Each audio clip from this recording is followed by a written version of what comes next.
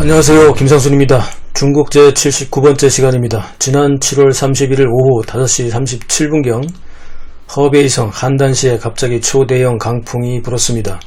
최대 풍속이 매초당 37.4m였고 순간 풍속이 13급의 태풍급과 맞먹는 초특급 강풍이 불었습니다. 중국은 강풍의 규모를 모두 17단계로 나누는데 초속 37.0에서 41.4m 사이는 13급으로 분류하고 12급에서 17급까지를 태풍으로 분류합니다. 12급은 초속 32.7에서 36.9m로 이번 한단시 강풍은 이미 12급을 넘어 13급 수준의 강풍이었던 것입니다. 이번 강풍은 1956년 이 지역 기상대 설립 이후에 가장 큰 강풍으로 기록되었습니다. 영상에서도 확인할 수 있지만 이번 초특급 강풍으로 건물 지붕이 날아와서 도로까지 떨어지며 부서졌고 사람들이 스쿠터를 타고 갈 수가 없었을 정도였을 뿐만 아니라 서 있을 수조차 없어서 바닥에 몸을 낮추며 엎드려 있어야만 했습니다. 강풍 때문이기도 하지만 강풍으로 온갖 위험한 물건들이 강풍에 휩쓸리면서 거리는 온통 위험한 물건들이 강풍과 함께 쓸고 지나갔기 때문입니다. 이번 강풍으로 건물의 외벽이 뜯겨져 나갔고 아파트의 베란다 창문이 모두 뜯겨져 나갔으며 버스의 앞 유리창과 옆 유리창도 날아온 물건에 의해서 부서지고 뜯겨 나갈 정도였습니다.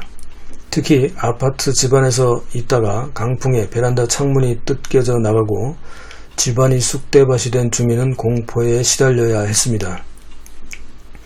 이번 강풍 피해는 모두 6개의 향과 진 행정구역에 전기와 수도 및 도시가스 공급에 차질을 발생시키거나 혹은 아예 정전과 단수 사태를 일으키기도 했습니다. 마을 곳곳이 강풍에 파괴된 주택과 건물, 담벼락, 가로수, 자동차 등등의 피해가 아주 심각할 정도라고 합니다.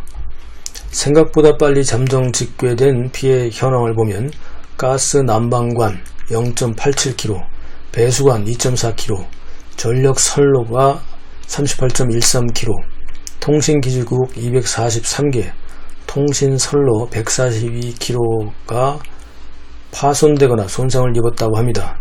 수목 8천여 그루가 넘어졌고 기와 지붕이 파손된 곳도 195곳, 도시의 주택은 552채가 파손되었으며 농촌의 주택도 164채, 농업시설 40여 곳도 파손되었다고 합니다. 또한 차량도 500여 대나 피해를 입었다고 합니다. 한단시는 7월 31일 저녁부터 8월 2일까지 전기, 가스, 수도, 교통에 대한 긴급 복구 작업을 끝내고 지금은 정상적인 일상으로 돌아갔다고 합니다. 그러나 나머지 피해에 대해서는 주민들 각자의 몫이 되었습니다.